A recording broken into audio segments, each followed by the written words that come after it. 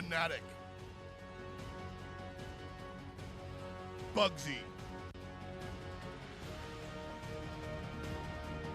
Jera, Fishiko,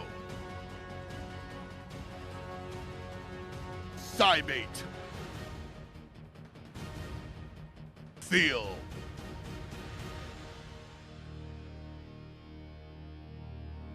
through time and space could happen here, but you know what? I don't mind that Jera holds it.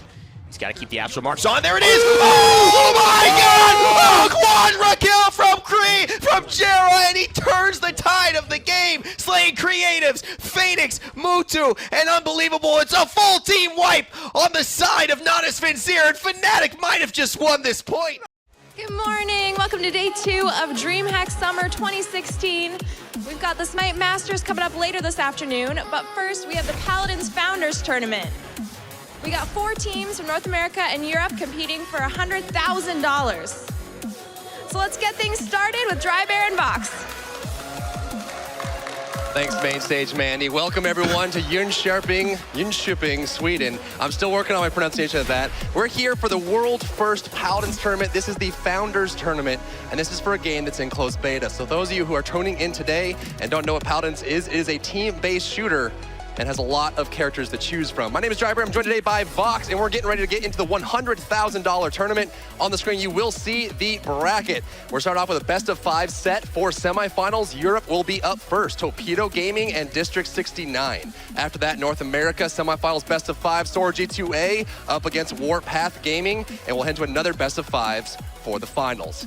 The teams will be playing on 3 different maps. There is a set rotation in the first 3 sets for the best-of-5. Glacier Keep will be coming up first, followed by Temple Ruins, and finally Enchanted Forest. After that, for Game 4 and Game 5, the highest seed will choose the 4th map, and the lower seed will choose the 5th map if it goes to 5 games. So this is going to be a great set to see who is the best at Paladins. Absolutely. I mean, we saw it go to 5 games plenty of times during the qualifiers, and I fully expect it to go all the way again. So stay tuned for plenty of hype Paladins actions, and we're going to see some incredible plays come out today. It's coming. Let's go ahead and check out our teams. Behind me will be the first team we're going to introduce. It's Torpedo Gaming. Now, this is the #1 seed in Europe, and this team is getting ready to go.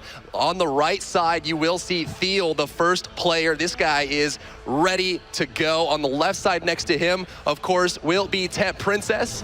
Spunky is coming up next. This guy is a wild card. He's really hard to predict. Of course, Custom 3 is next to him. And finally, for Torpedo, it will be Lazy. Now, on the left side, you got to remember, you've got the wildcard team coming through. It is District 69, of course. You can see all 5 players lined up there. The team captain on the very left-hand side, that is Bugzy. Following on soon, we've got Elven Path there, going into Sheepa right down the middle. Going to be seeing a little bit of Perdo action coming through right now. And then finally, the most recent pickup, the latest addition to the team, Jera. An area, they definitely can do that, but if they take any damage or enter combat, they will be knocked off their mount. And you'll see their abilities around there. And the center one, which has 0% on it, that is their ultimate ability. So it will take time for them to charge that up, and of course we'll have a downtime for them to charge it up once they use it. So here comes Torpedo Gaming going for the first objective. First objective has spawned on Igloo, the middle point of this map. You can see immediately actually coming up on the right-hand side. All those players in red looking to take the high ground of this one. That is one thing we're going to see a lot of on Glacier Keep around this middle point. They'll be looking for that high ground advantage, dropping those blasts up top so they can barrage the enemies down below immediately as well. We see that District 69 starting to take some control of that capture point. Torpedo leading by 4 points to 0 so far. We're seeing District 69 really just go around for a little bit more of that area control, that zone control that is so important with these players that just don't miss their shots. See that Torpedo is actually taking a little bit of a cautious approach here, spreading out a bit. You will see the Sky player, Spunky, here. This is an assassin-style character, very good at flanking around. Looks like Fernando's got a beat on him, pushing him down low. If they drop this first blood, it does go to District 69. What a play. Indeed, and that's Perdo picking up first blood on the Androxus there, the God Slayer, titled by his Accursed Arm as well. Got cursed by the god he killed, able to go up into the air, fly around, has a revolver which is incredibly accurate, very good at middle distance combat. And now District 69 sitting at 48 points, 50 points on that objective right now, starting to stack it up. Of course, once that does reach 100 points, what happens, Drybear?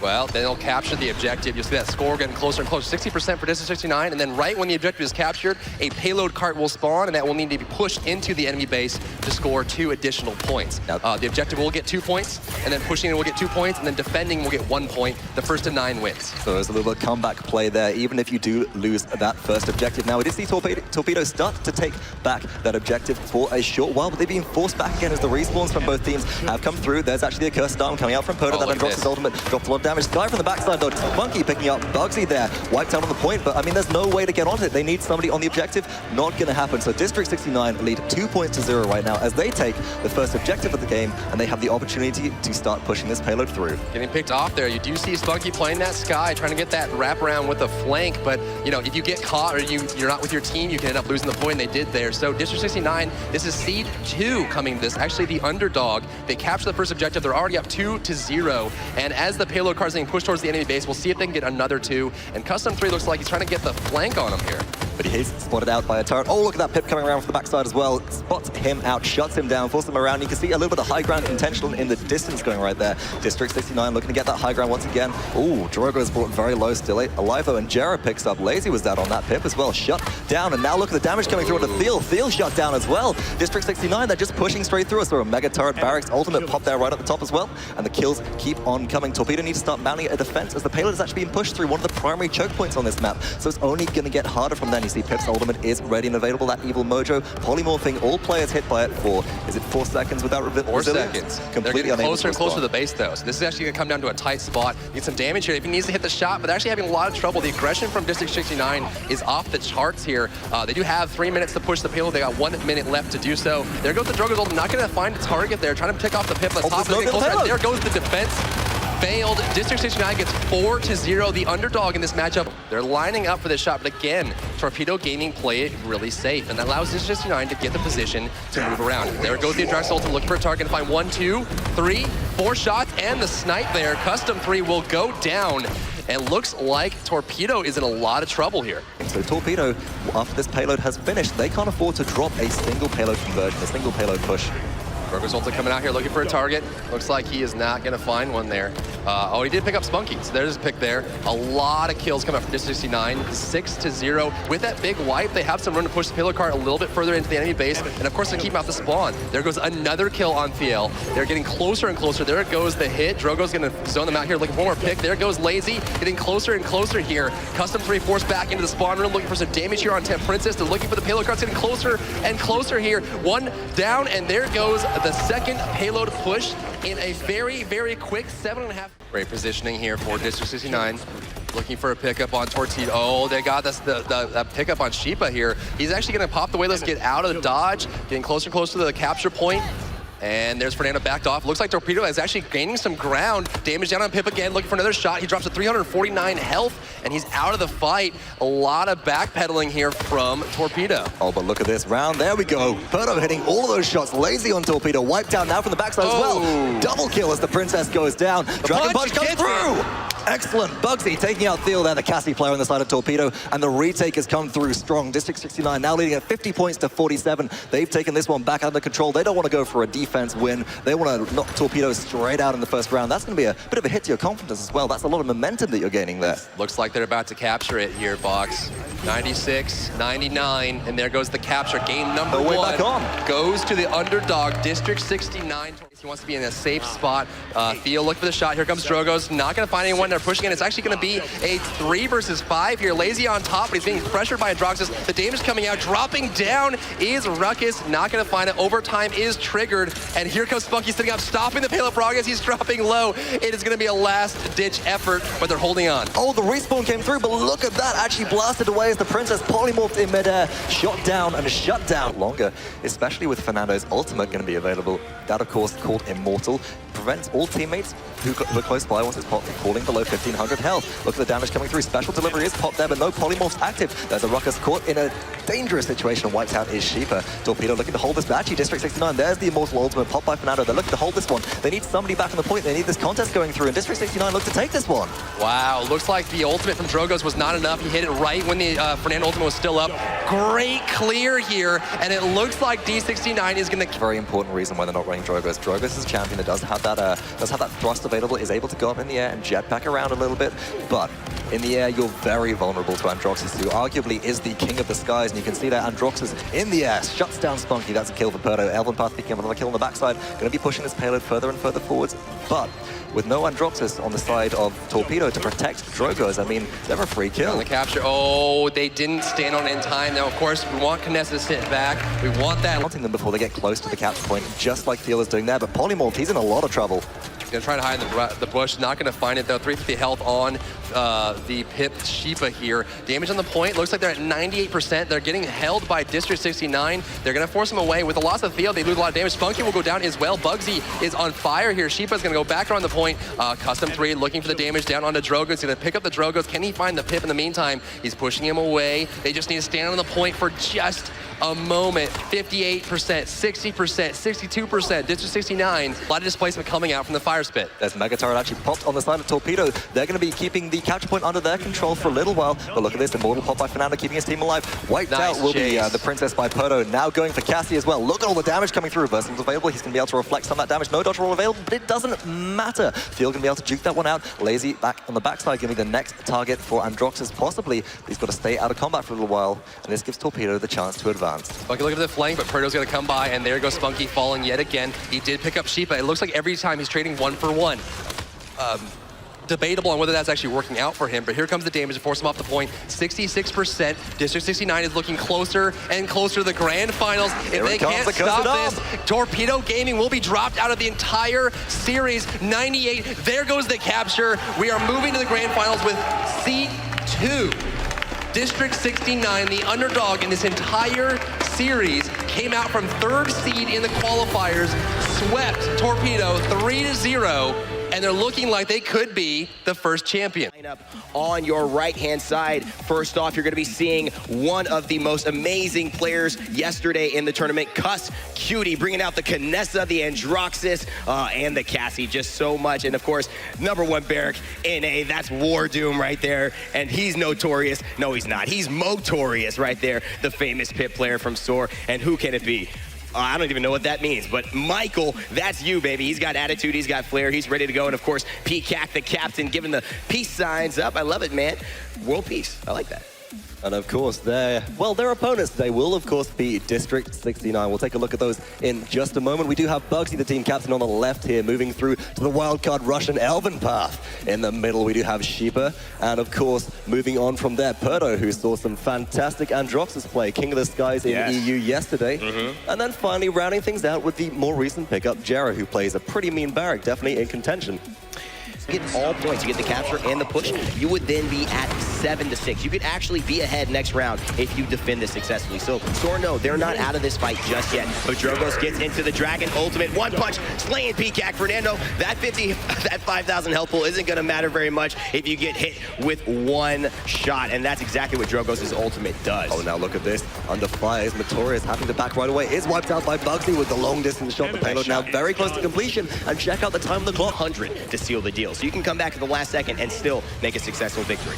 Exactly. Now Sheepa in a lot of trouble, has to run away. It is here. Dragon Punch actually popped there, takes out Motorious on the backside. Sheepa has that polymorph available, the evil Mocha. There's a Mega Turret on the point as well. And District 69, they just clean up. That's all the kills that they need. They winning some of these objective points. Well, we say outplayed just by one. I don't think it's just Perdo. I think the fact is that Cuss Cutie as the Androxus, it's really his role to start focusing down the enemy Drogos up in the air. And as a result, he has to... Oh, great weightless there by Sheepa, getting off the point, away from the damage coming out from War Doom, and then jumping back on. Motorious getting the kill onto Jera. However, Michael getting slayed. Defiance Revolver coming around, taking down Michael and Motorious there, and it looks like the defense has failed. 2 more points on this. Probably doomed to fail, but check this out. Bugzy running the Sky pick here. That's a little bit dangerous. Sky not a high health pool. If she has to go in and face up against, look at this, right into the face of all of the enemies there, could be potentially run down, but able to mount up and get away. But I'd be I'd be a little bit worried about how this is effective bad. this guy is going to be against these two Taki champions. But with that in mind, Peacock about to fall here for first blood, going to Elven Path. Unbelievable. I think Bugzy was in a bad spot there. They did give up 43 points on the capture objective, but now they allowed Sky to stay alive. You cannot capture it to 100. That's the whole problem with what Soar's been doing. They've been getting the little fights, they've been winning the battles, but not the war. That being said, though, Michael goes in, wipes out Bugzy. Perdo picks up Michael in response, but the respawns have come through from the side of Soar. They already have a slight capture point advantage from earlier. And whilst Wardoom likely to fall here to the shots from Perdo that just don't miss. I mean, there is retake potential for Soar here. It all comes down to maybe the ultimate combos. The Accursed Arm is ready and available there as long as we don't see Perdo fall. But as soon as I say it, Caster's Curse, Motorious wipes him out. Motorious taking him down, getting a little bit of revenge here. Bugzy on the left side, but Motorious actually getting taken down by Bugzy as well. Double kill onto the Sky. Going on to the Michael there on the buck, looking to try and get a couple more shots. Michael's almost dead, gonna mount up, but through the grass, takes him down. Bugzy on a quadra kill right now. Bugzy going off. This Sky is paying dividends, baby. The Sky.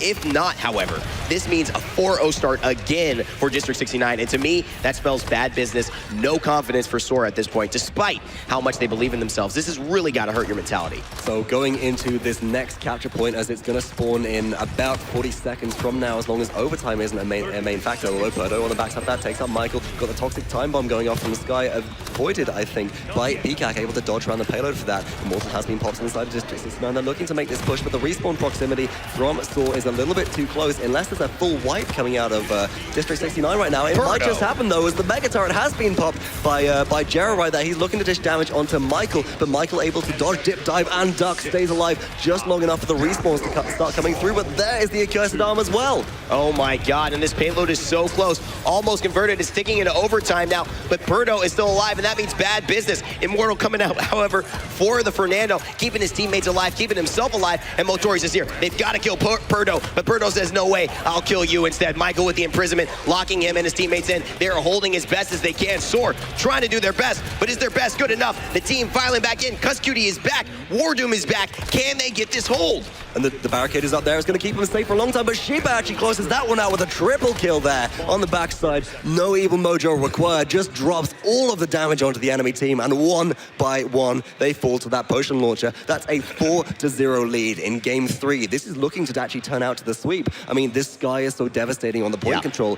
What it does is allows your opponents to not have any healing for 2 seconds. That means you're basically going to make Buck have only one ability, right? One ability in his ultimate. His other ability is to heal, and he cannot do that with 4 of the members shooting at him, and so he's basically been nullified here. Michael, I probably would have switched the Buck. They're countering him so well. I'm going to agree with you now. Buck's in a lot of trouble as Sky does see that again. Drops the Toxic Time Bomb, knows he's going to die, drops the ultimate, which deals damage over time to all enemies hit from it. It is line of sight based, but nobody looked to juke around this side, and as a result, District 69 once again taking this. Peacock goes onto the point for a second. You see, every time they lose a capture point, they've got 43, but that's because one person stood on the point, and they basically 4v5'd around the map, and then all killed that one person. So I'd love to see Soar change it, but unfortunately, they're running out of time to make any adjustments. Oh, check that out. We're going to see Motorious fall to Bugzy there, and an afterlife kill. Bugzy actually picking up the double kill with the Toxic Time Bomb there, straight after being wiped. It looks like Pip's still going to do some damage. Wardoom, safety, getting away to the portal. Actually, no, gets taken down by Bugzy. Man, Bugzy just being so aggressive on the Sky, and it's really paying off for them here. D69 still looking unstoppable. And now what's curious to me is I keep on seeing, we just saw Perdo fall there, this time to Peacock. I keep on seeing Michael actually look to start aggressing onto the Androxus rather than maybe looking to chase the Sky down or go straight for a low health pool champion like Pip, which you gotta remember Buck has a net shot available to him as his ult fire, which roots and whilst it doesn't cripple, it does root out of movement abilities. Enemies, so if Pip goes into weightless, he can shut him down. Maybe a bit of a target prioritization errors there as Bugzy picks up another kill onto Cuss-Cutie. Yeah, oh man, this is just a good defense, however, still from Soar. All the boys basically not allowing them. And if I'm D69, I'm saying, okay, all right, you got us here. We're not going to be able to do it. We want to win. We want to get this extra point. But you know what? We don't know if we're going to have the tools needed, and that's exactly what they do. The boys kind of back off. But actually, if he drops it, even at this distance, he'll start to dish out a lot of damage. The rest of his team looking to go around, force the flanks. Wardoom is going to dismount him. He's got to place the barricade, got to place the turret. As soon as that barricade goes down, there we go. Mega turret pops down. Mega turret actually popped by Wardoom, immediately eliminated as Jera picks up the kill there. And District 69 go for the full-on retake. It's like, for me, why are you two standing on that point against 5 members of the enemy team. It's like you just draw back. It's fine. Let them get a couple points and aggress as a 5-man squad and burn them off, and then you can win that fight. It's just something that I think takes a little bit more. They're not expecting this. Of course, the boys of SOAR are just so off guard by how well this has been going. Oh, Bugzy, sneaky there, really dishing out some damage to Cuss Beauty. But I absolutely agree with you, and I'm starting to get a bit of deja vu. You know, on Glacier Keep, we made the remark that, you know what, despite the objective being what you need to take to win the game, standing on the objective usually gets you killed if you haven't cleared out the area surrounding it first. Exactly. And that's what District 69 are excelling at doing. They're wiping out all of their enemies and win this 3rd game and not get swept by the 3rd seed from EU. The boys of NA and SOAR trying to find some magic here, but will they have any left? But it's just not working. Is look at that, going for the flank. It's war team picked off by Sky there. Elven Path getting credit for the kill, and not just that, Jera has Mega Turret available. That's what we often see saved up for the final capture point. We're going to see that pop very shortly, just to go for the full zone. Somebody from SOAR has to make it back onto the point. There's the last man standing. The Mega Turret damage comes through, and PCAC absorbs it with his shield, but it's 5 versus 1. There's nobody left to hold it, and that will be it. That is all she wrote. District 69 with a 3-0 sweep, wipe out SOAR, and take the 1st place and the grand prize. You guys looked absolutely fantastic on top of things as things were rolling. There was a moment there that SOAR thought they might have caught something. How are you guys feeling? Were you scared at all, or was it all just part of the plan? I don't think they've been okay with any part of our finals. I think we just completely destroyed the opposite team.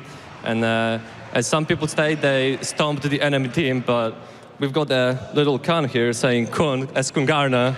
And we literally stomped them. Who has been devastating as well. Combustible Drogos for Bugzy to start things off. Pluck Makoa for Elven Path. Yet again, a comfort pick for him. Architectonic Sheepa on Barrack there. Dark Stalker Androxus for Purdue, and Ripened Gourd Maldamba for Gera. Will be unbelievable playing Leonara with the Mother's Grace. Kamaker then left to play Fernando, yet to select a legendary accelerant for Creative's Bomb King. Spunky back on Saris with Mortal Reach and Morale Boost to his name. Modestina takes the Wrecker alongside Gunnery as his choices for his victor, and it will be Scorch for the time being for Kamaker. Just telling me he's probably running a Fireball style build to supplement some movement speed, just get more aggressive, get into the face of this backline. I think I like this more. You know, the shield, it melts. You could use it as a natural advantage, but right now, these teams are so good. They're buying enough Wrecker. A great hook to start things off, though. This shield is going to save his life. Like we just mentioned, doesn't need Aegis for that, but he's still going to be able to flank and provide a secondary tank pressure. Bugzy, though, gets the kill on the creatives, and that gives him a lot of leeway to go chase Modestina.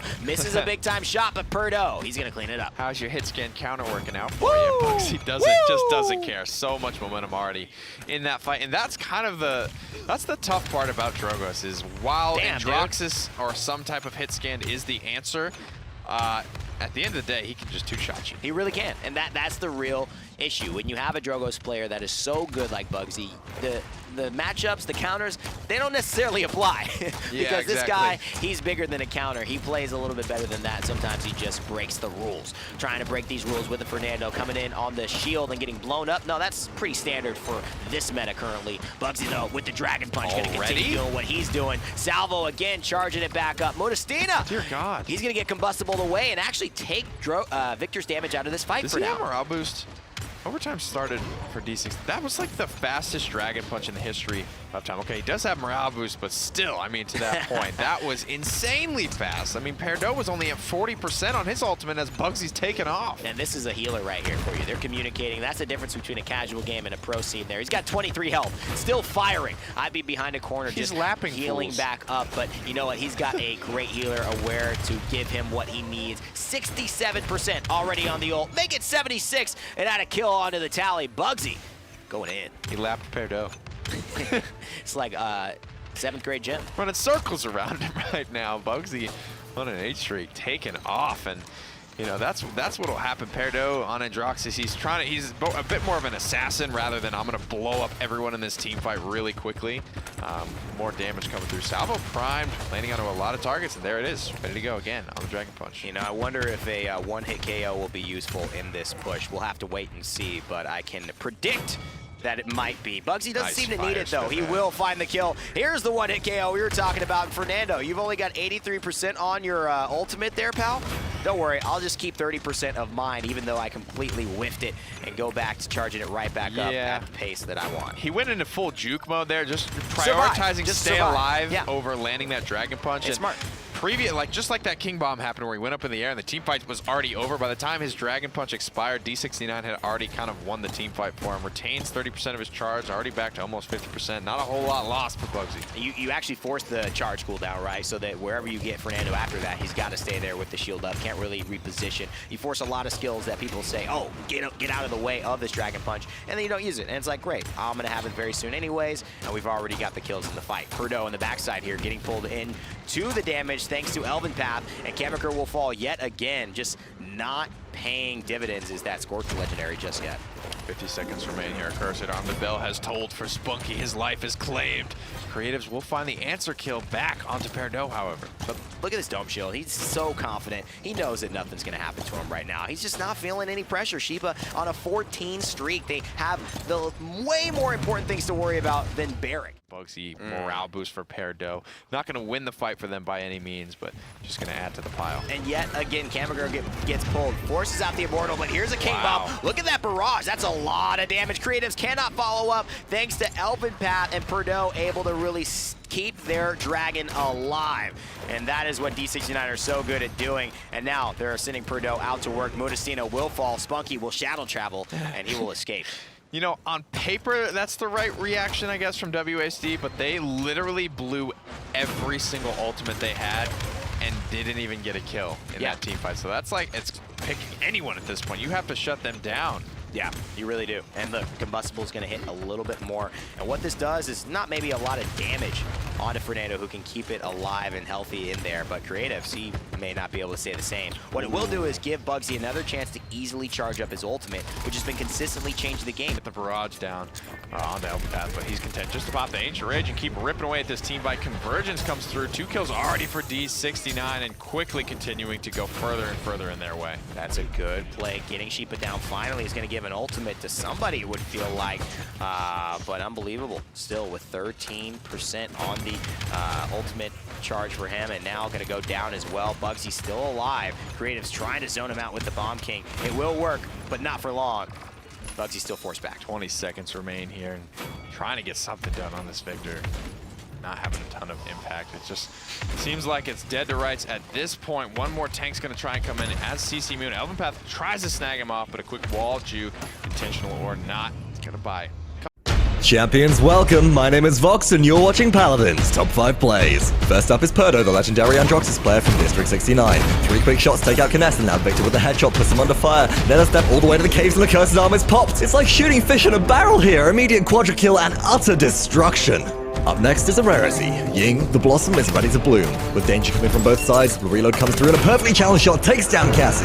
Now Victor under fire, tracked up the stairs, very, very low on health. The final stick of damage does connect, but now Ying is in trouble as Buck and Bomb King look to tempt the heat. Dimensional Link bamboozles the enemy, and Buck and Bomb King's hopes are shattered. Playing champions of the realm, we present Bugzy on Knessa. Caught out in the open with pot shots raining left and right, Victor hustles for cover. Out of sight now, Cassie's the next target. The damage is huge and the tracking is better. Dodge roll won't save you from these kind of shots. Now transported to the high ground for a better viewpoint, and Victor is once again exposed. They can run, but shut down with a jump shot. Kness's precision is legendary. Pressure mines go out as an early warning system. Now scoped in on the corner with only game sense that experience brings. Androxus revolver reveals both prey and danger. With the patience of a hunter, Bugzy edges round the corner. And oh, the jump shots come! 1 shot, 1 kill, 2 shots, 2 players didn't know what hit them. Now the enemy EV looks to defend, but with Headhunter activated for the bonus damage, our allied Victor cleans them up. But even as the round ended, Bugzy is 3 this week is Bugzy's Knessa, and we all know from past weeks that it's one of the deadliest. And as they advance towards conversion on Glacier Keep, a roadblock meets their path. Transported to the enemy base puts Bugzy in prime sniping position, and Bomb King is nothing more than a clay pigeon plucked from the sky. Bugzy quickly refocuses onto the ongoing threat. Cassie is hit with headshot damage. Dodge roll takes her to safety, she thinks, but no, Headhunter takes her out with a critical hit. The enemy Androxus used a Cursed Arm, but they were focused on the wrong target and were punished for it by Bugzy. Color drains from the screen as the round ends, but Bugzy still picks up the triple kill, just rubbing salt in the wound. But we're not done with the plays just yet, folks, as this week we've got back-to-back Bugzy. This time it's Cassie in the spotlight on defense for a change. The Hunter's daughter is living up to her name as she prowls behind the enemy, waiting for the dome shield to drop. The double bonus damage of Scout and Dodge Roll obliterate Kinesha as she transports to the wrong place at the wrong time. Dodge Roll for the bonus damage disengage into the air. Whilst the air shots don't connect, Bugzy's ability shuts down the duel before it even begins. Croc tries to ghost walk to safety, but they can't run from this Huntress. Bugzy wins the 1v3 and buys time for their team to defend. Our top player this week, they're caught. Sitting in second is a play from a ragtag bunch of players you might know as District 69, facing a total heavy composition based around point sustain. Skylow smoke onto the objective to provide some confusion. Damage rains down, but it'll take much more than this P-Shooter to crack the ironclad triple tank defense. Eevee's looking for an angle, is dredged in by Makoa. It's an ice block to save, but low health must blink away. Grok takes over, Shay lightning from behind, ripping through the exposed turrets, dismantles them before dipping back out of sight. Eevee with Ice Disguise blinks up into the air. Tempest and Ice Storm come out together. Immortal used by the enemy Fernando, but it's far too early as Sky's toxic time bomb explodes, dealing massive damage to all those grouped up enemies. Immediate team wipe off the back of an incredible coordinated ultimate bait and finish maneuver. This is top level Paladins in action. But they say good things come in threes, and this week they couldn't be more right. Bugzy power slides in on Frozen Guard, direct hits crashing down, Ying obliterated, the payload advances. Sensing opportunity, Bugzy readies himself, Dragon Punch is charged. Up and over and around, Bugzy loops back in to one-shot the enemy Fernando. Androx's fleeing looks everywhere but up, but rockets crash down for the double. Lazy, you can run, but corners won't save you from the incoming Luigi. So close to conversion, the enemy Drogos walk straight into the direct hit KO. Ying 2 followed up with a fire spin. Bugzy wipes the enemy team and rushes their side to 2-0.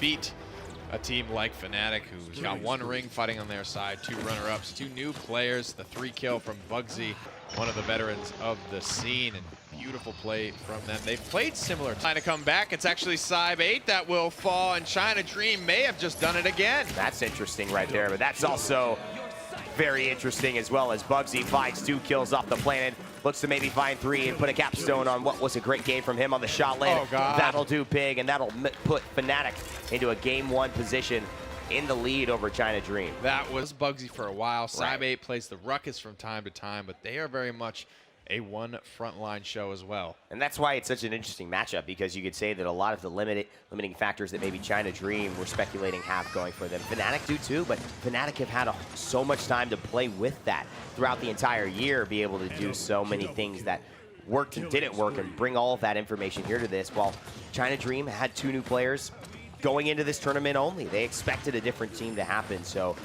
definitely a disadvantage, you would say, but Fisheko making them pay for stepping out of line.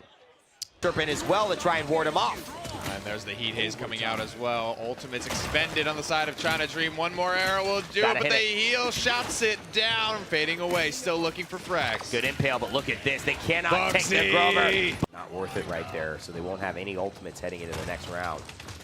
How about that play from Mumo? That Dread Serpent to take down Fisheko. Is Chain Reaction not having that? Do you think that's why this game is closer? It's hard to pin down exactly one legendary choice being the make or break factor for this first round.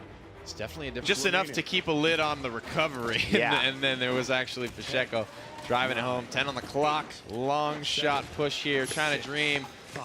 They'll be able to get themselves into overtime, but they are living on a prayer for this round. God, the late commits with these ultimates, they are really hitting an interesting stride here as Cybe 8 finds it. A Dread Serpent used as the last-ditch effort. Most of these European and North American teams need to see a kill first, and I'm of that mind as well. Show me a kill. Let's make one play. Let's find a 5. And UFO just runs into them, knows he needs to go down as fast as possible. The shields will hold. The investment that is, and you have to say, because they won those first 2 objectives as well, that is why they had the extra 600 credits for him to invest in such a heavy tier 3 item. If it ain't about the Manny, he's hitting a lot of these stuns. You see just how quickly they come out at a moment's notice. This guy's actions per minute. That's exactly what I'm saying. This man double kill in the back line, heal, gourd, slither. It's all there. Mumo flowing, slithering across his keyboard, cooldowns and kit like the snake that he is. The field master of his frontliners didn't want to use so early. Bugzy there on the Cat Burglar Maeve, dancing to the Rave Maeve music here with this legendary choice of skin, is able to then go ahead and complete 2 kills early on and maybe find a 3rd here on the Guagua. Feels like Guagua lost. Fisheko having actually all the killing blows there. Bugzy only 1, 3, but 9 assists. He is by far the assist leader on Fnatic. Good fire spin into the upper corridor. Pacheco taking a left side, which is kind of important because he is isolated. Here's the Midnight, though, and here's the King Bomb in response. He doesn't know where to find it. Now look at this, the Genos with a good Void Grip. Bugzy's got to hit it, and he does. Mumo goes down. In the night, he will strike. Bugzy unseen to the back line, finding the support. First things first for JC Gaming, but they'll find one of their own. Bugzy answers with 2. Bugzy might just be having one of those games. And there's just no synergy in terms of the total team. They are operating as a bunch of individuals. And Poppy finds a great kill on a side bait, but Pacheco answers back. Oh, Fishy, they need you now more than ever. Dragon Punch at the ready, but a Hexafire's blazing. Theo, can you hang on long enough? Big Dread Serpent Fnatic looks like they'll hang in there. What an incredible Dread Serpent there, but guess what, ladies and gentlemen? There's still Let him know! A minute left. Quadra from Pacheco. Forced to guess right now as Headhunter is available for Bugzy. These slash lines are scary, Evan. There is few deaths on the side of Fnatic. Bugzy trying to thread the needle. He doesn't even need to. Theo's got his back. Nothing you can do. Big time stuff there. Oh, Theo finds 2. And now everyone on Fnatic is just living. Bugzy did find, I know, at least 1 kill onto Poppy, just to let him know. New meeting old here. In the story of both Bugzy and Poppy and Strix and Kinessa. Strix, her tutor, double kill there. Massive knockback from Theo. That is percussion right there in his loadout. It's going to allow Fnatic to slide on through. And it didn't stop there. Bugzy now with a lot of massive headhunters this game. This is his 2nd time playing Kinessa on Frog. Kami's going to go down.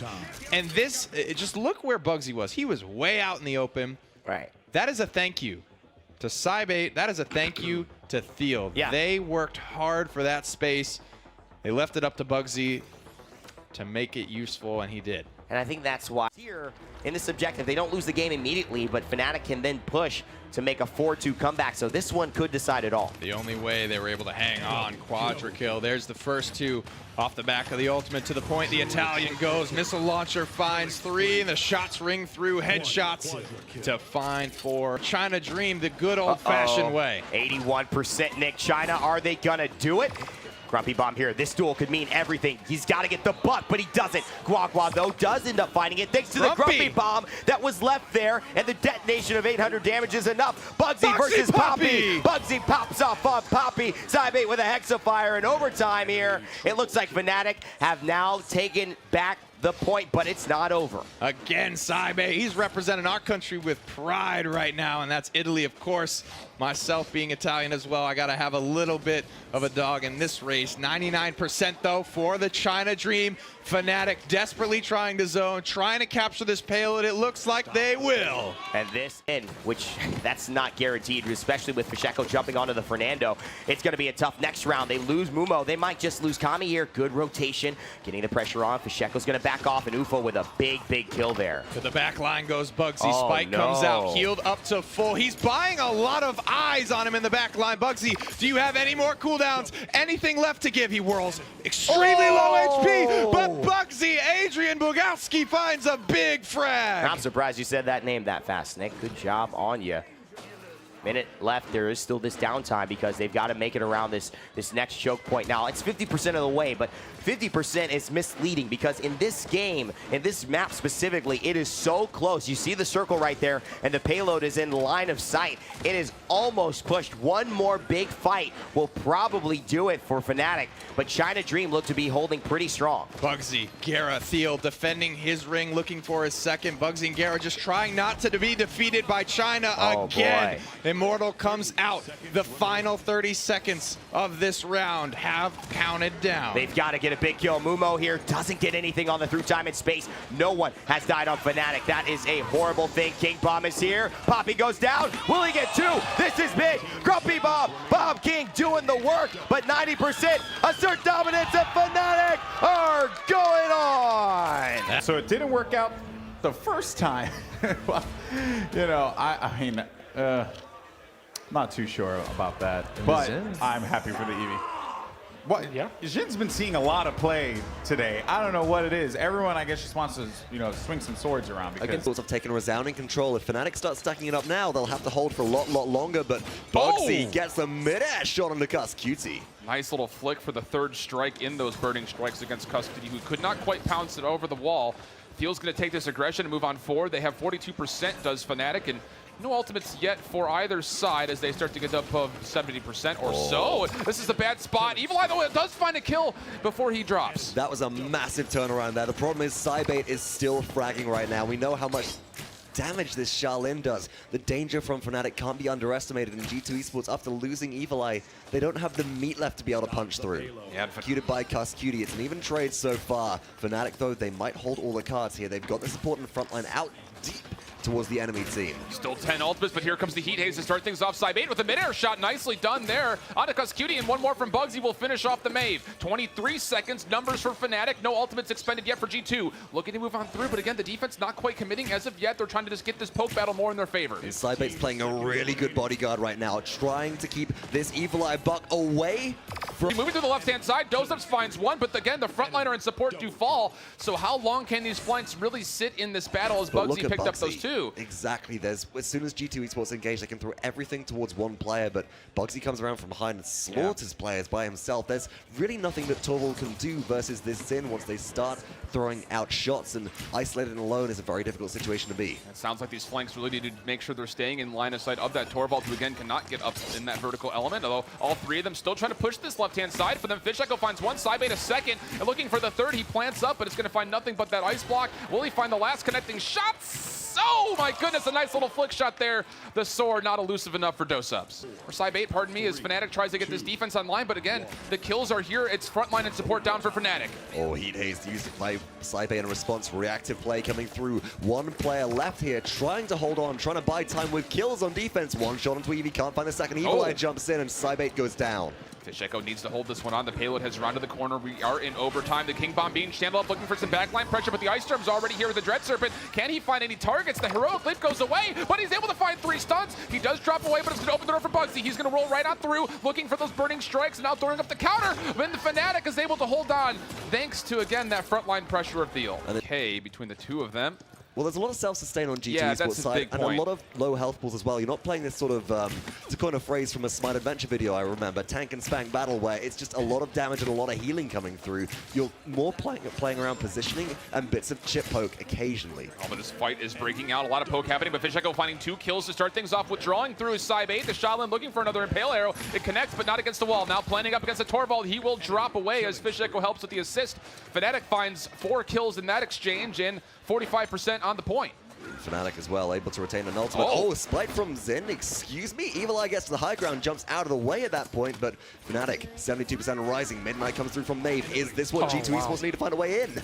That's a really good pickup for Fish Echo, able to keep his eyes on Dozups all the way through. Cuscutie has not found much success here in the Mave, and once again drops Bugzy, getting the better of all these flanks. Buck Wild also not enough to get this overtime back into the favor of G2 as Fnatic is able to clean up the last bit of kills through time and space. But, oh, that was a nice withdrawal shot from Cybate. They get themselves the double and the victory. Well played here for Fnatic. Facing up against, you know, pretty much 1-on-3 as you take a look at it from Bugzy's perspective. He's, of course, the player of the game with an incredible performance again on this up-and-coming pick, the Xin. Although it happens late in the draft, it is having a lot of influence on these games. And not many people here at this tournament better than Bugzy with the Warlord. Able to find 1 kill there, looking for another one as well. It's just the ability to finish champions off of these fast-moving, very large projectile shots that at times can almost feel like they chase enemies around corners, and this was just such a beautiful pincer between Bugzy and Field there as well. And that's what you want to see. These were the things that were missing, I think, day 1 and day 2 of what we saw Fnatic was, can Bugzy and Feel actually... Bugzy moving into position, maybe alongside, maybe going to get the opportunity to start things off. The big Evil Eye, 2400 damage headshot. Shaolin poked out initially, Eevee blinks into displace, and first blood already. Fish That's not echoes. just Dozups, and now looking for that backline as well, soaring into it. Bomb King in a little bit of trouble, but Evil Eye able to stay alive. Ghost Walk for Grok, but that's the new focus. You can see the blink back from Fish Echo as enough to destroy him.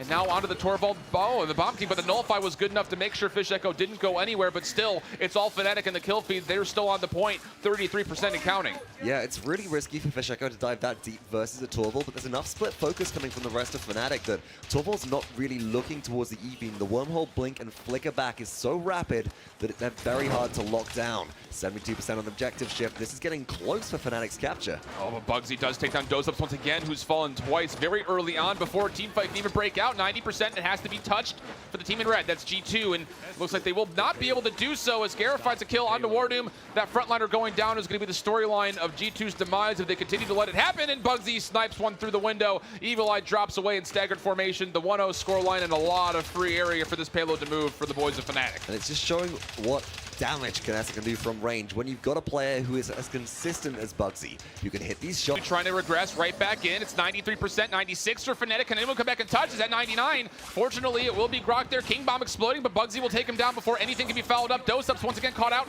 trying to find the Shaolin kill. He'll find one. 42% for G2. They sustain themselves just in the nick of time.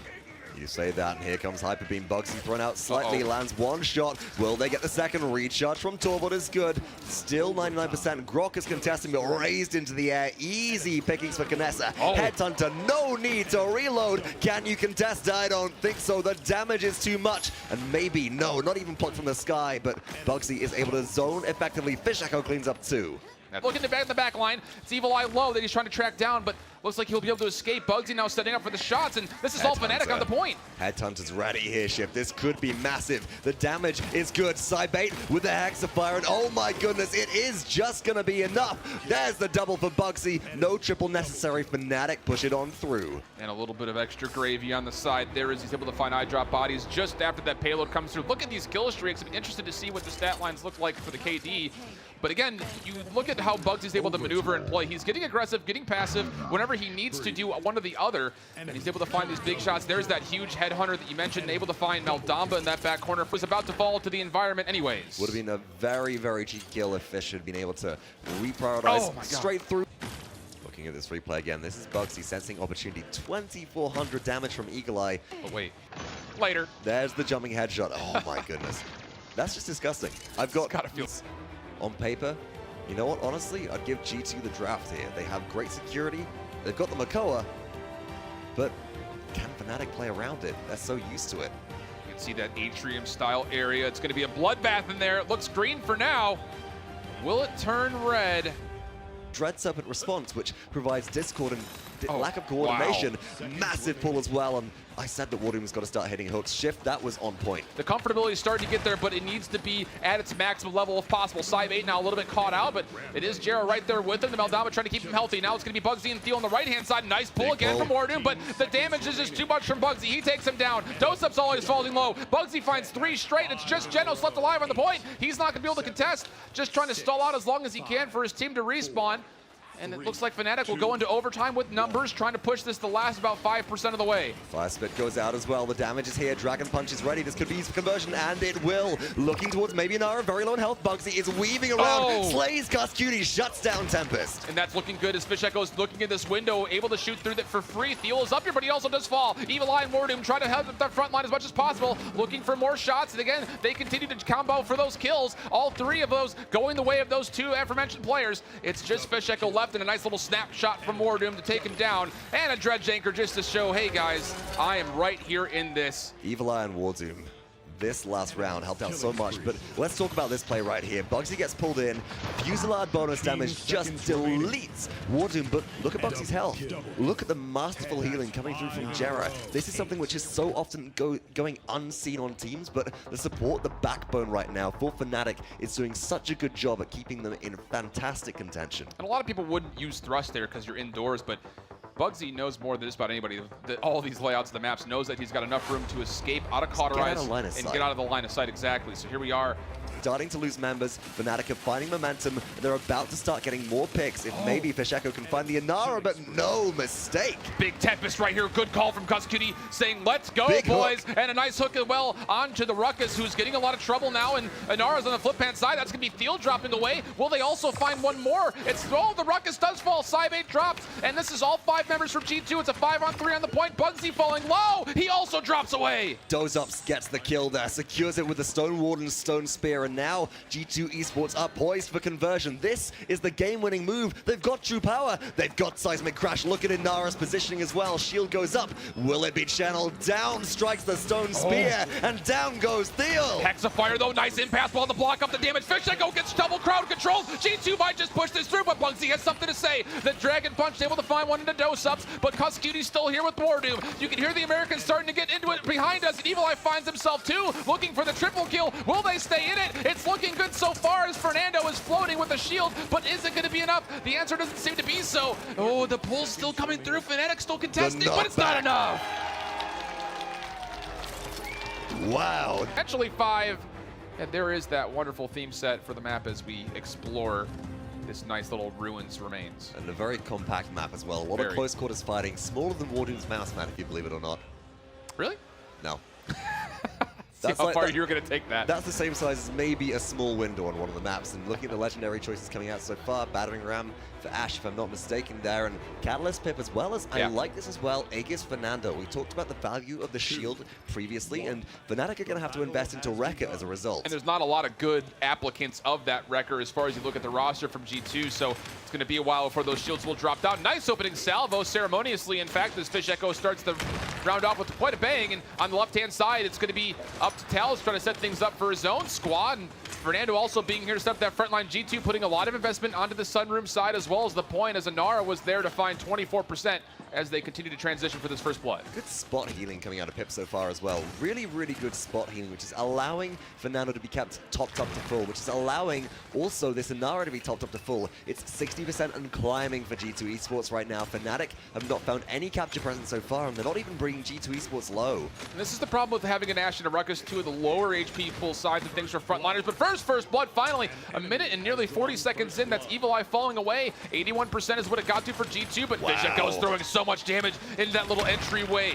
Dragon Punch is already charged. Are you kidding me? It's a minute and 50 seconds in, and Fish can look to hit the gas pedal here if necessary. Fnatic are in full control. Expect that maybe to be used round the corner, out of line of sight of damage. Comes in towards Inara. Will they find them in the corner? Misses them. Oh no! Misses the Talus 2. Wasted ultimate, and G2 is sitting on an evil mojo now. Can they come back and use that to their advantage? 93% for the boys from North America, 99, and Bugzy does find a kill in the overtimes here. There's the evil mojo. Trying to find things interesting. Fisheko trying to keep himself on the point, and with the rest of his team, Side 8 falling very low. Assert dominance though being used by Ashe. That's been charged so very quickly. Salvo rains down Hellfire from Fisheko. Out comes Dread Serpent 2, and Drogoz capitalizes on all of that confusion. Really big missed opportunity for G2. They're not going to take G2.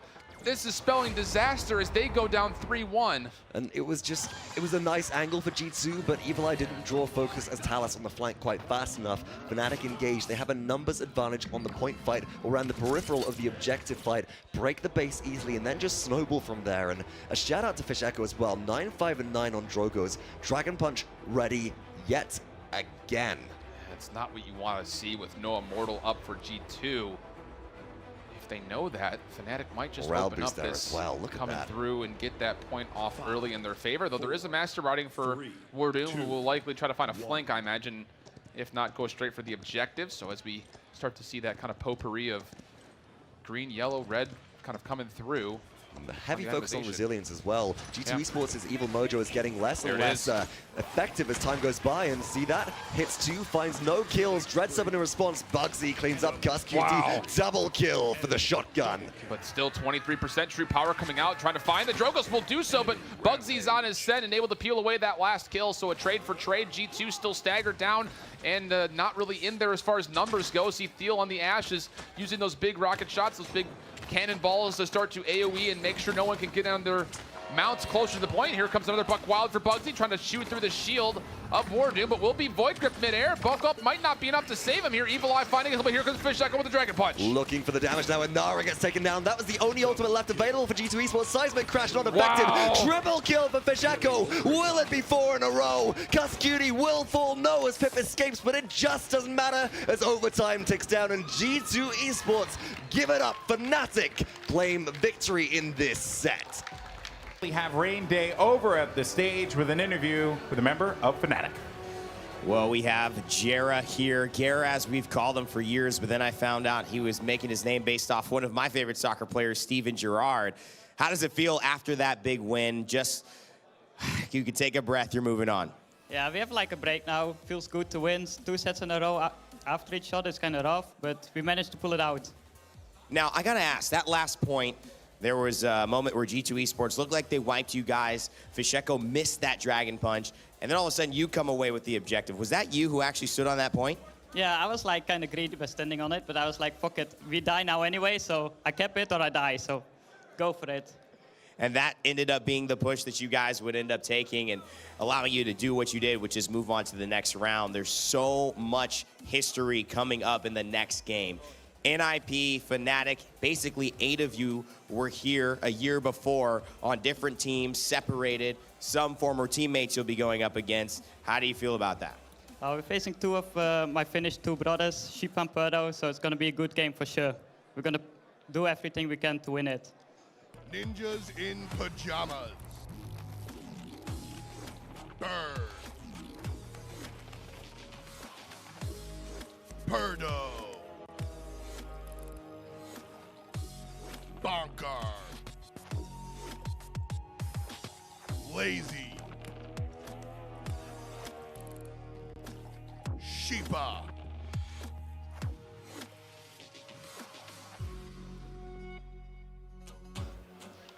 NIP, the Ninjas in Pajamas. Meta, what is it about this team that makes them so special? I mean, one, excellence all the way across the board. They have 5 of the best players in their individual roles. And then with that, you got to talk about the experience. They have 3 returning champions from last year and 5 returning finalists. So, I mean, they've been here over and over. They know what it takes to win and to make it to finals. Gore, what thoughts on this team?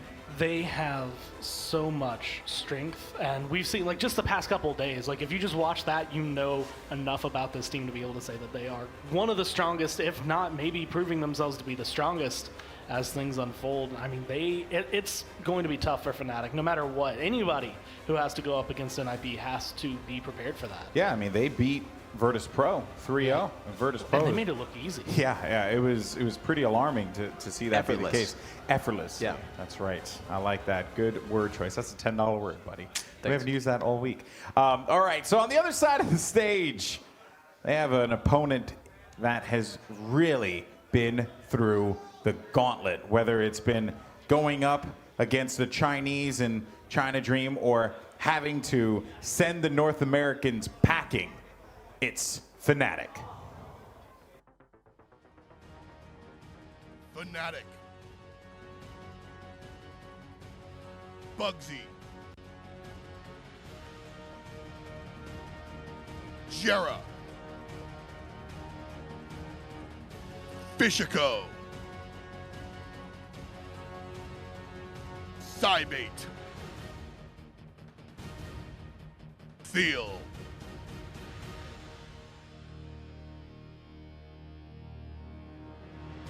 The drafts, I mean, calling the first few picks is fine, but then you go Maeve, Yeah. and then you go Ashe. The Ashe, I think, is either going to be the bane of their existence or the pathway to their success. If you're looking at Fnatic, they've met a little bit of both in the previous rounds, but this is the World Championship semifinals. See how it pans out. And I really love the Maeve pickup here because Midnight mandates resilience. Specifically for Fnatic, this will mean that Bonkar's shock pulses go unmitigated. The direct damage squad from Ninjas in Pajamas will be very dangerous late game. It's just also really see that there's no Bomb King ban and no Bomb King here. He does well on this map, but looking for something a little bit different is Fnatic as they roll out of the gates, heading towards the left. Feels aesthetic as well. I Love love the green hair as well as that freedom cannon. Bring some freedom to the realm here. First initial shots do start off, a bit of posturing. Down goes the totem as well. Lazy looking for some initial poke, takes a lot in return, and feels just positioning well around the outside of the objective here. Oh, but NIP's not letting up. They're coming right back in. First blood does go the way of Bugzy, though, so on the point. It's going to be NIP really caught out here. Oh, gets shut down as well. Cybate closes out that kill. Rockus pushes forwards, and Cybate has been performing so well on this pick. Melee strike does not make it through the shield, but Sheepa is retreating here. Fnatic hold the ground. That entire first fight came down to who's going to win the flank battle. Fortunately for Fnatic, it was them, and that opened up that entire backline wheel, and that's how NIP was caught off guard as, again, you saw Fernando and Grok trying to push forward. And now, again, it's Frozen Guard. 81% for Fnatic. Who is going to make their way back through? Big flank on the peripheral left side of the map from Ninjas in Pyjamas. Tries to make their way back in, but it is getting close to maybe an overtime. Jera deletes Sheepa, though. Lazy tries to throw out daggers. Can they find Maldamba in the back of the map? Pounce is available. Jera, though, is not giving up. Theo is still alive. The long-range daggers don't connect. Bird takes over, and somehow NIP retake. Yeah, and it's still not over yet, though. Grover's still here throwing out all these axes, and anything can turn at the back end of one big whirlwind, and here it is, coming right back at the point. Overtime in full effect. Fnatic are trying to take back control. Through time and space gets two. Sheepa cleans up Bugzy. Ninjas in Pyjamas. The plays from Bird right when it matters. We've seen it happen from him all tournament long. Getting a chance to show it. It's just like, okay, next. Yeah, all right.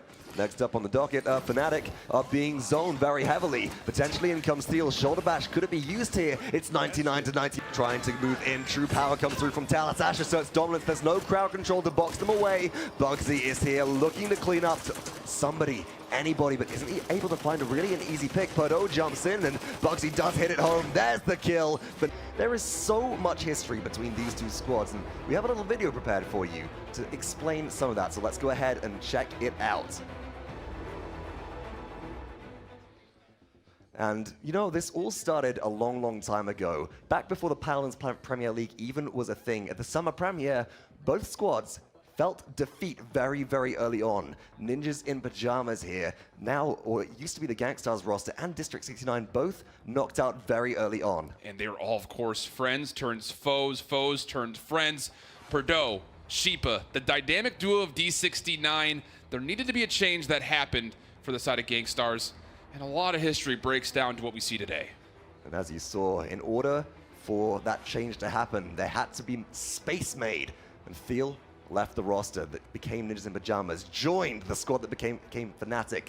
Two young guns, Cybate and Fish Echo, joined the teams. And these two juggernaut squads were born anew from the ashes of the old in the European region. It's just absolutely crazy to see 8 different... Restore Soul, and also you got to remember that the Ren Soul will give Sarah self-sustain, and Shadow Travel is just flat out good at contesting objectives. There's really no ability better than maybe if you're running sort of like an Astral Traveler for Grok.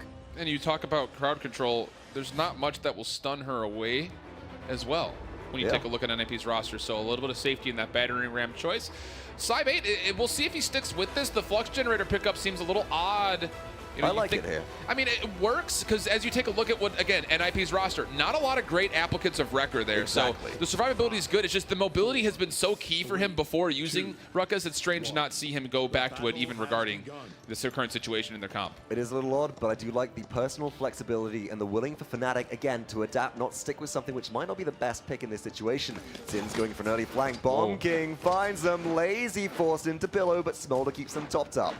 This is interesting on the opposite side of the map. Cybate has to deal with 2 big bodies coming at him. That's a Buck and a Fernando. Dandanar is actually right behind him, so that's going to lead to First Blood going the way of NIP, the team in red, and looking to move right back forward as Lazy's still in this fight. He's trying to get those burning strikes in, will whirl in, try to find those last shots against Fish Echo, but he's got help, and oh goodness, that's bold. That is a very good Poppy disengage. That is Fish Echo being a masterful Bomb King player, and overextension from Sheepa means that Bugzy will get credit for that and clean it up, but it's 51% on the objective for NIP, 71% charged already for Jera, doing so much healing, and down a couple of players. NIP have got to disengage here, wait for the opportunity to strike. Look at this advantage, though. They have the Ruckus, they have the Ash. This is where you want to try to find a way to get aggressive, but NIP's not going to let them. They force their way through the Jaguar Falls actual theme set part of the map first, so they have this left-hand control perspectively, and this flank could be bad. Oh, Theo's caught out as well. Theo shoulder bashes in, but Cybate trades out with Sheepa here. Bonker at the ready, though. Bugzy forced into Shadow Travel, and this is disastrous if the long-range stun hits. It does not, but Perdo, will they be able to clean them up? Bomb King's still alive. What is going on here?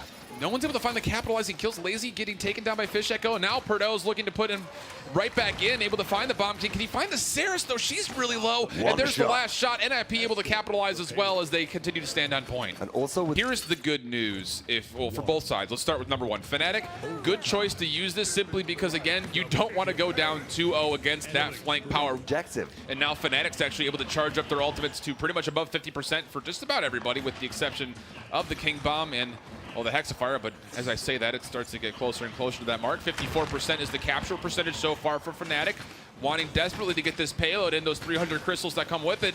And NIP, though, has something to say about it. They have a lot of ultimates, and there's the Immortal. Bonka sustaining as well. Everybody's sustaining. Dread7 comes through, sending Ruckus Array. Fish Echo gets stunned out. Will Bird get the outbox? I don't think so. Too low on health, and Restore Soul is channeled. This is so dangerous for NIP, and Cybate is taking control. Oh boy, Wonder out here, finding himself a triple kill. He's clutched these points so often in the history of Fnatic's dramatic comeback here to the semifinals, and doing it again here when it matters most.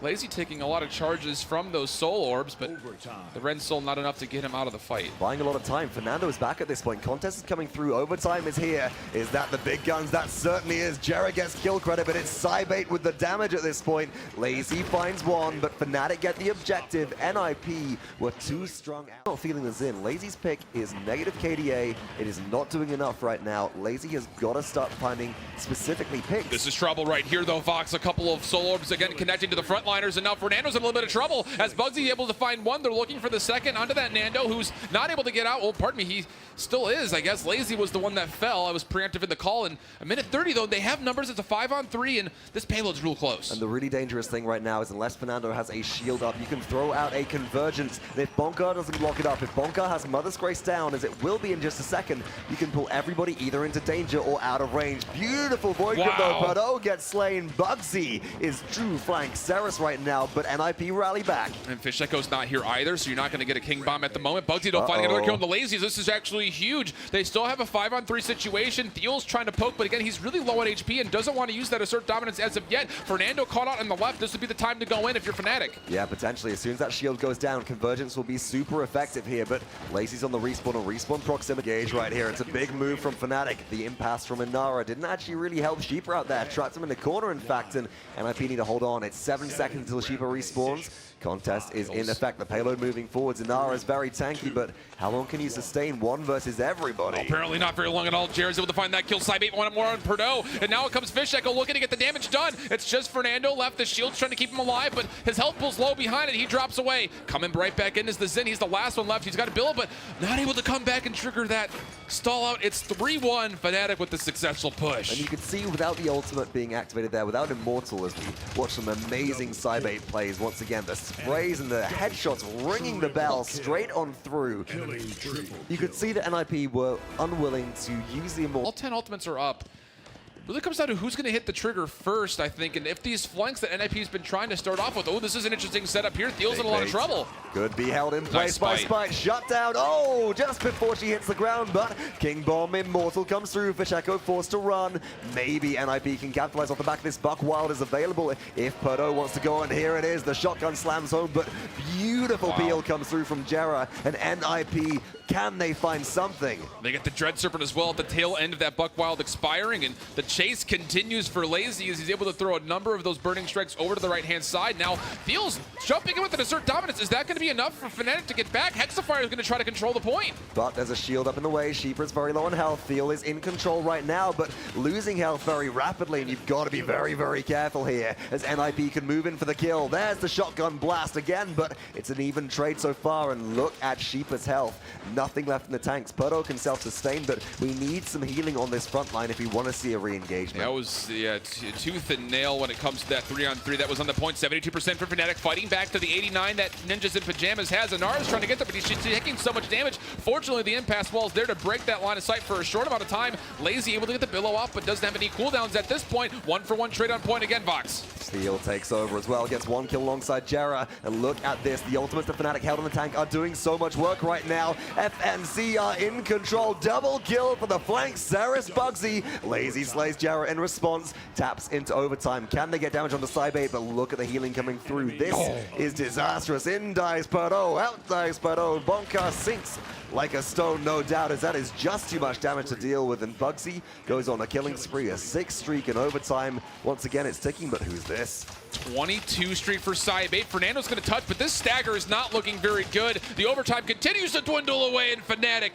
Reload spray in there as well at some point. Valis, Grace again, and just consistent damage output, which turns Leon into a shredding machine. Well, we'll see if Leon gets her dinner of champions. Golden Boy's got his at hand. Can Leon find the same thing here? Maybe not Doritos and coffee, but you got to do what you got to do. He is a global treasure and national icon. That's what gets you there. Don't get me wrong as well. It's actually Alacrity who's the other way around by Cybate. And terrible at this. I really like this. Fnatic with Alacrity Leon running the Cauterize very early on. They've got natural anti-heal built into 2 of the loadouts so far of their team.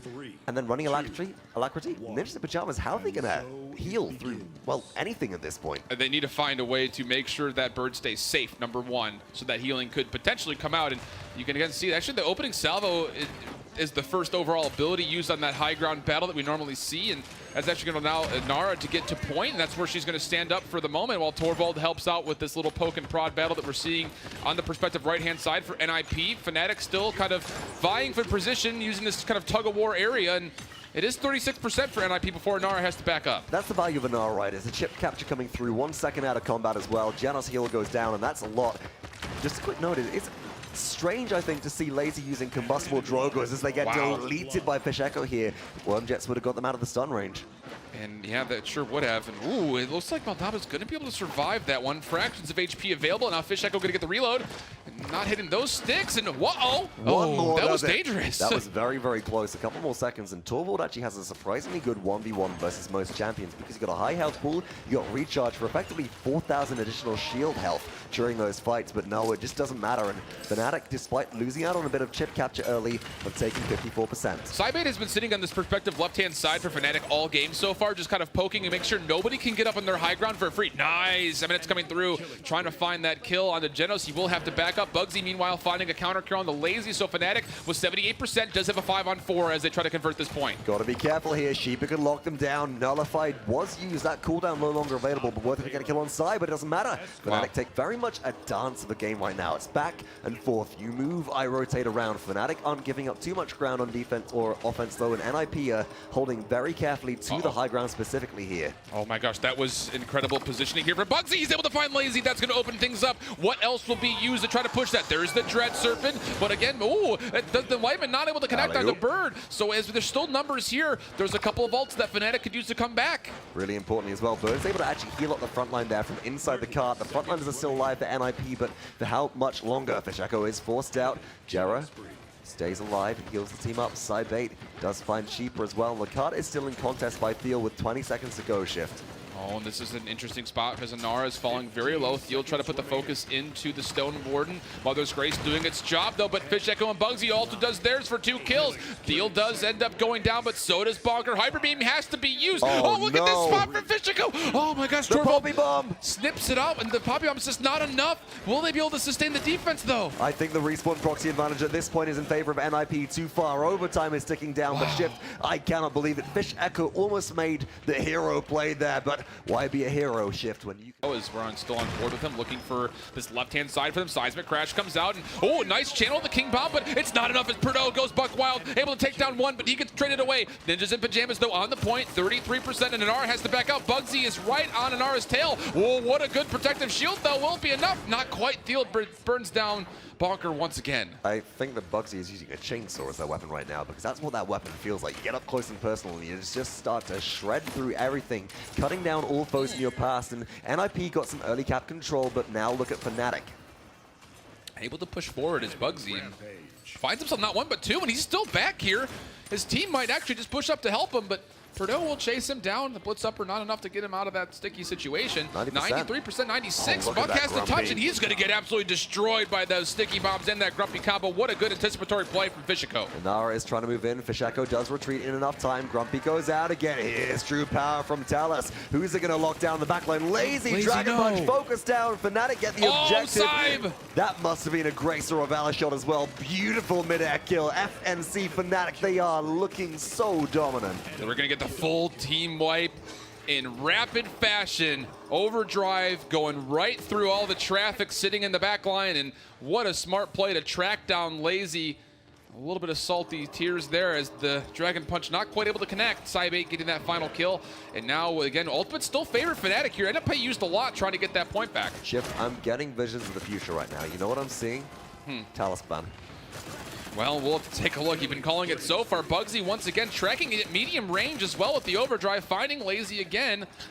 And as you move through, again, the rune being placed, and see if he gets how aggressive he decides to get. He's going to find Bonker. Here's the overdrive once again. He's got Fisheko with him. Can they take her down? It will be. Anara drops, but Bonker able to at least get some kind of respite as Fisheko also drops away. Meanwhile, look at Thiel around the outside. Actually went up to the high ground, through almost a backdoor play for NIP. And as the payload goes into conversion, Dread Serpent is ready here. Jera goes back a little bit, recognizes the respawns are starting to come back through. 1 minute and 20 seconds left on the clock, and Fnatic are almost winning this game. They are barely inches away from taking a 1-game advantage in this set, but here's a big Hyper Beam. Dread Serpent interrupts it. Will that be enough? Lazy gets caught out. Saib is here. Enlightenment could be used, but big shots. the Grace is just enough. The spray in rotation as well. Bird is sent flying. Fnatic get the victory in game 3. Up we go. Bird and the gang heading to the right side towards those fidget spinners as we so generously saw last game. And gonna be some resistance with some shields. They'll back up and try to find a different area. So far, so good. A little bit of chip capture for NIP, but it's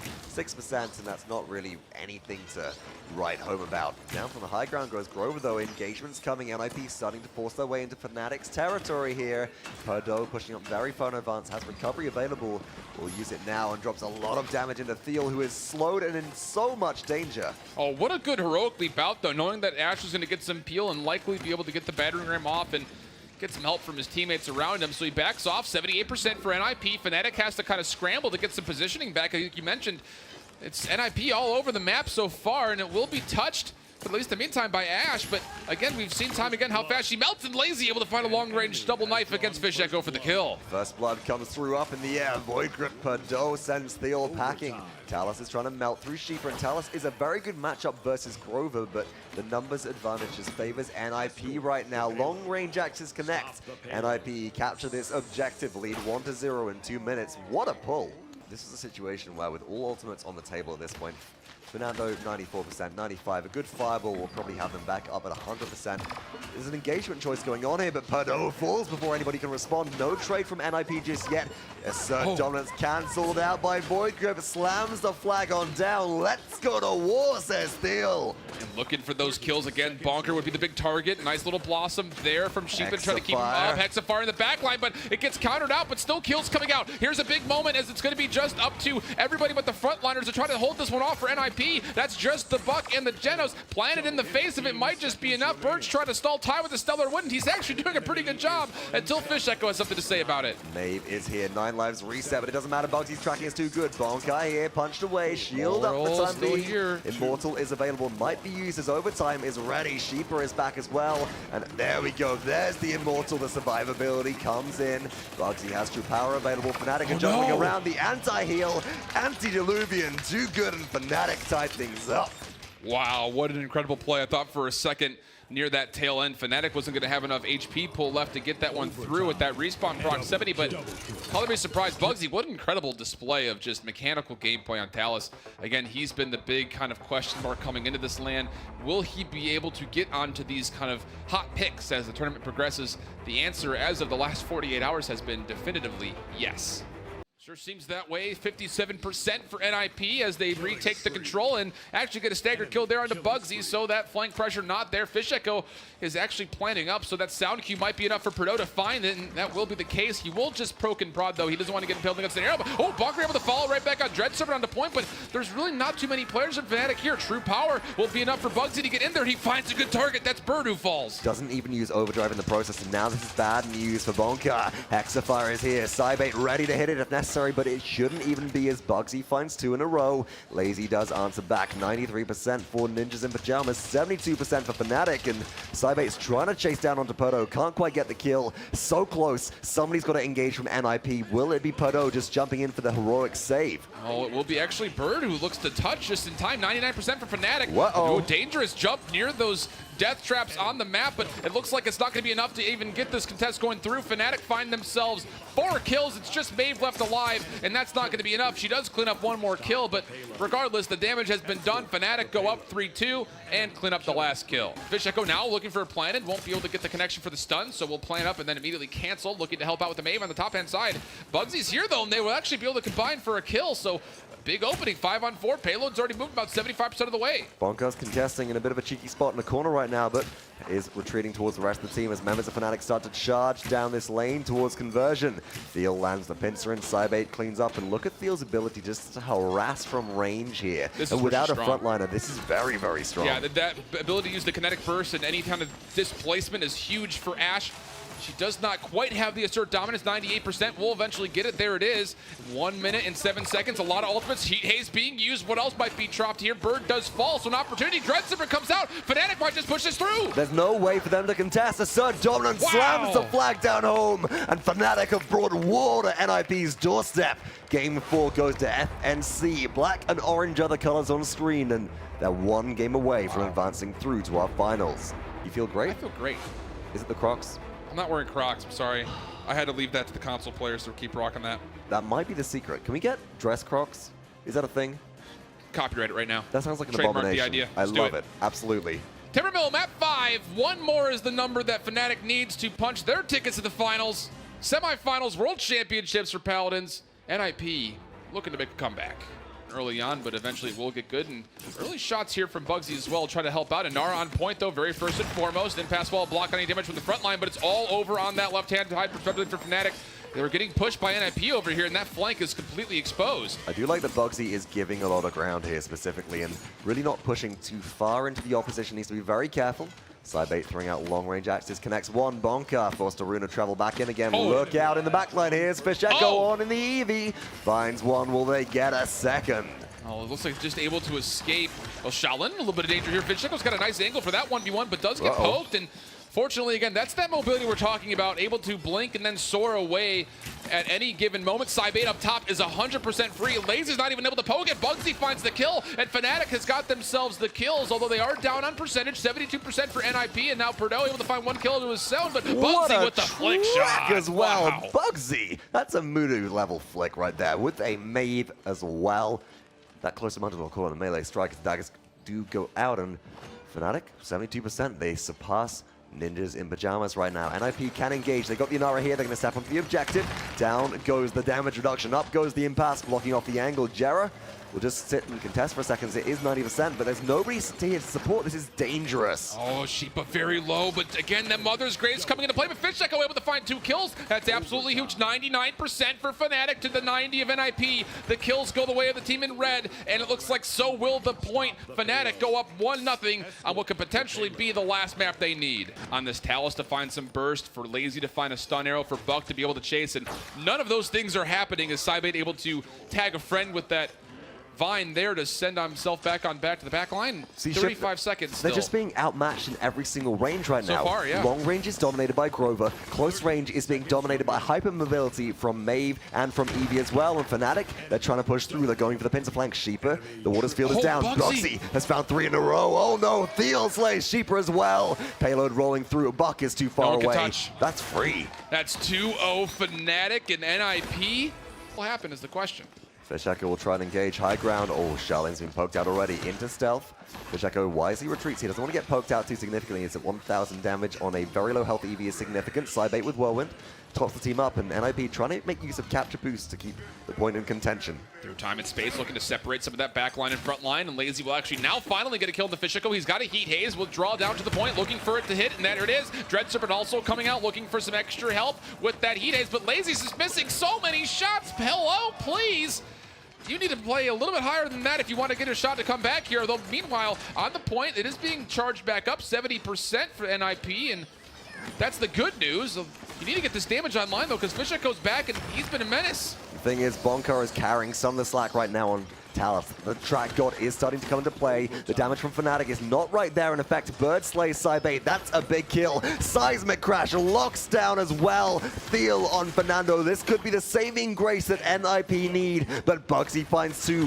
Bugzy's looking for a third. Bonka's low on health. It's just one more second on the point. Low, and down goes Jera. Buckwild is here. Bugzy takes a face full of lead, and it's a double kill for Bordeaux as overtime ticks, and NIP hold on. Talus almost sitting on their ultimate as well. True Power could easily try and lock down maybe the Mave. Long-range poke does come through. Somebody's got to pressure out this Grover if Lazy needs to be effective. Yeah, ooh, nice opening kill on the Fish Echo, although Bugzy does trade out Bonker and seeing a lot of damage kind of funneling out. Bugsy's got a nice angle here, but it's actually countered away. Purdue able to help out with Burden. Nice long-range shot there from Cybate. Trades for trades, 4-on-4 action as two more just respawned. And 74% for NIP and climbing up. True Power coming out trying to stop this. And of all the players to die very early on, Bonka with True Power is the worst one as they're able to get back to the fight. Engaging now through time and space. Does not connect onto anybody. Poto with Buckwilders trying to chew through their opposition. Sheepa finds one. Bugsy answers back. Jera slays in response, but is Lazy finally turning up. Very low on health. Poto is void gripped. Bugsy shuts them down. 93% for NIP, but Fnatic hold on. But the 93% is very, very important. All it takes is essentially 2 ticks on the point for you to capture. Of course, possibly in overtime. Midnight is available for Fnatic. Good dismounts as they move through, and Heat Haze needs to come out. This comes down to will Lazy perform? Problem is, Midnight's just been used to try and buy some time for Bugzy on the way to the objective. Lazy engages, Sheepa goes towards the point, burned down immediately. Heat Haze is here. Is this a saving grace? Can Lazy do it? Kevin Jensen finds the stun, finds the kill on the Bugzy. Gotta move in. It's overtime at 99. The damage is here. Blunder gets the double kill. Cybate moves in as well. Fish Echo cleans up Bonka. Cybate finds 2, and it's all Fnatic. They're going to the finals.